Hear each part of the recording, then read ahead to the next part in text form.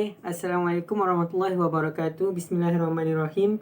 Nama saya Syahirul Arman bin Salman Sani daripada Universiti Sultan Azlan Shah, nombor matriks D183-10857.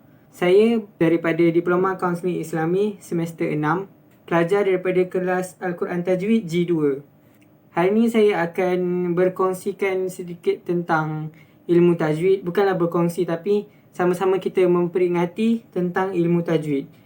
Biasanya apabila kita cerita tentang ilmu tajwid, mesti orang akan teringat hukum nun sukun, iaitu ikhfa hakiki, idgham bila guna, idgham ma'al guna, izhar halki dan sebagainya. Tapi bila kita sebut tentang hukum mim sukun, ramai yang tahu. Kita semua tahu bila jumpa huruf ni kita kena baca macam mana, tapi ramai yang tak berapa pasti nama dia apa. Jadi hari ni saya nak kita sama-sama memperingati tentang hukum mim sukun. Pertama sekali, kita kena tahulah mim sukun ni maksud dia apa kan. Jadi, mim sukun ni secara ringkasnya adalah apabila mim sukun ataupun mim mati bertemu dengan huruf-huruf hijaiyah dalam bahasa Arab yang terkandung dalam Al-Quran. Jadi, macam nun sukun juga, hukum nun sukun juga, hukum mim sukun ni ada ikhfa, idgham dan izhar.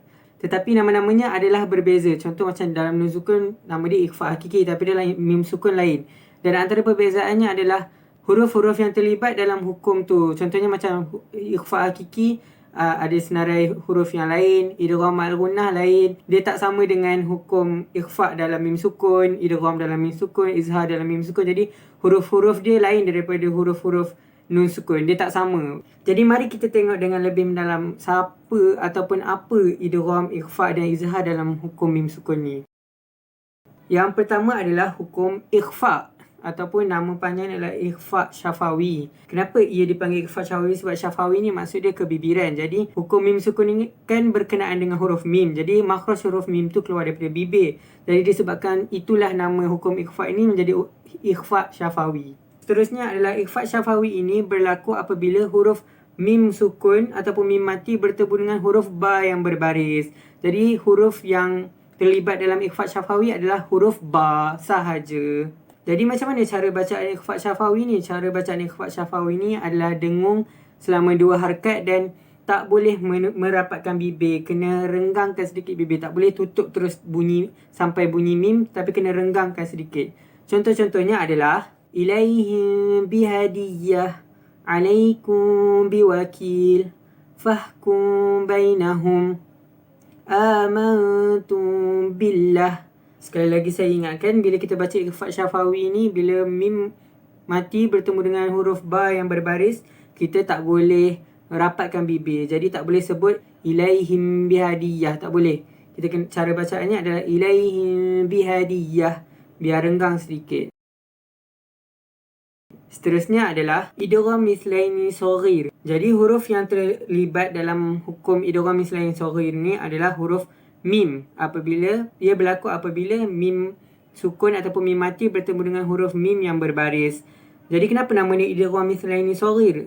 Dalam bahasa Melayu dia idgham 2 jenis huruf yang kecil. Kenapa dia dinamakan kecil? Sebab satu huruf mim yang berbaris, kiranya macam mim yang hidup, dan satu lagi mim yang tidak berbaris, mim sukun, mim mati. Jadi disebabkan itulah ia dinamakan kecil. Kerana apabila berlakunya idgham mislaini shaghir ni hanya satu je mim yang berbaris, lagi satu mim tu tidak berbaris. Sebab itulah ia dinamakan idgham 2 huruf yang sama kecil. Cara bacaannya adalah dengung 2 harakat dan mesti merapatkan bibir. Dia berbeza dengan ikhfa tadi. Untuk idgham kita kena rapatkan bibir. Contohnya adalah fa'anqadhakum minha wa bainahum mithaq wa hum muhtadun. Jadi ingat, dia kena rapatkan bibir.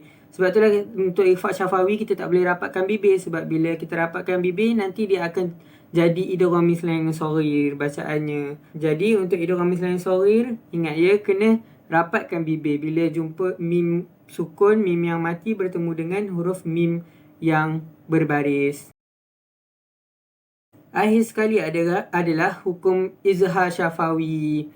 Jadi kenapa nama dia syafawi? Sama juga macam ikhfa tadi, disebabkan ini adalah hukum mim sukun melibatkan huruf mim, dan huruf mim itu makhrajnya keluar daripada bibir, jadi dipanggil hukum izhar syafawi, izhar kebibiran.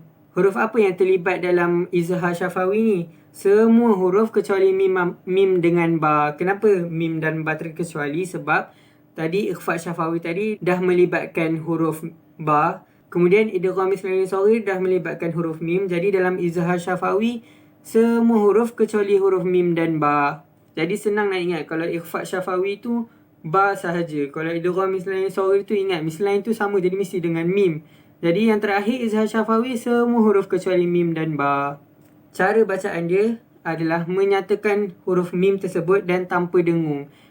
Sebabkan nama dia izhar kan, izhar tu kan menyatakan. Jadi apabila kita baca tu, kita kena nyatakan mim, jangan dengungkan mim. Pastikan mulut kita tu tutup betul-betul, jangan nak berdengungkan huruf mim tersebut. Contoh-contohnya adalah wa antum zalimun hum fiha khalidun kana lakum jaza' au hum qailun. Jadi nampak tak perbezaan dia? Semua mim tu kita tutup. Au hum qailun. Tidak perlu didengungkan. Kesimpulannya adalah hukum mim sukun ada 3 hukum, iaitu ikhfa, idgham dan izhar. Ketiga-tiga hukum ni huruf-huruf yang terkandung dalam hukum-hukum ini lain dengan ikhfa, idgham dan izhar di hukum nun sukun. Jadi untuk ikhfa syafawi adalah huruf ba. Untuk idgham isnani shaghir melibatkan huruf mim, dan untuk izhar syafawi melibatkan semua huruf kecuali mim dan ba.